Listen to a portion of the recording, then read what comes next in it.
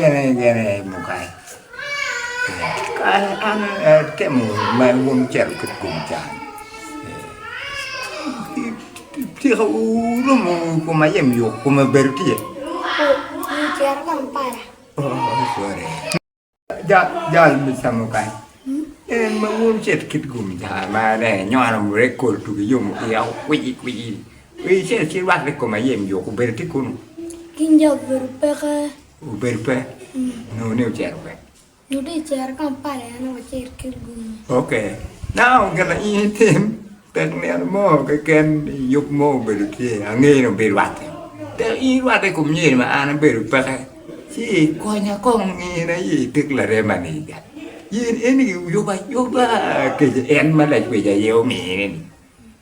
Ni o ga da nge ni en ge ga en to ka cha lu yin ni mo ka ni pe o bi yin. Ni ho mot.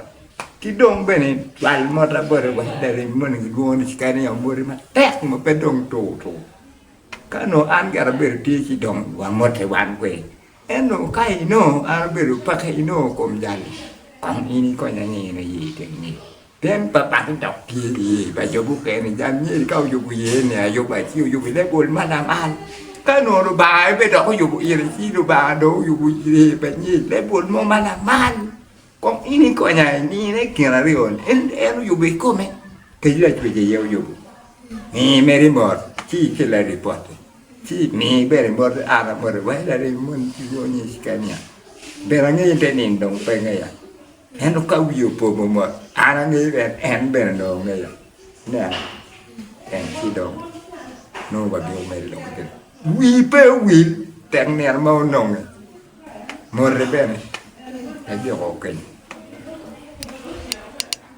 cái giá chủ rồi mà là bà giáo dục cái giáo dục bà giáo một cụ bậc cái gì mà nhưng anh nói dùng mấy chuyện nhà mà rảnh mà ta cái này chả còn biết gì bận cái có anh này nó về này chứ đâu anh này có biết mà ra à mà này chả uống trụ chả chứ nếu mà in quê nó còn già cái nó chứ vậy chứ già mua này cái luôn cái này mua đi mà trét con này đâu mà coi như về này cái này làm cái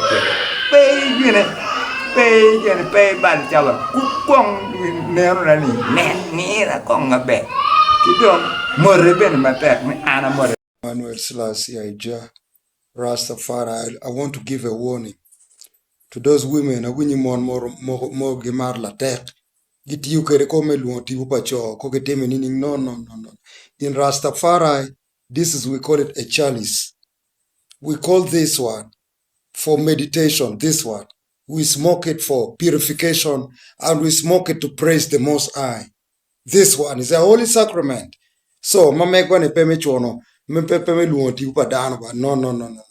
Mamegwan is for holy purpose. Yes, man. So we have to know the truth. Perenan kang ata yuai la tek dong iti man and evil. No. Mo lokopa. Lok ming in mirkenyang. What is this? To the Rasta man, this is a ganja pipe. Yes, man. Some of them call it chalice, whatever.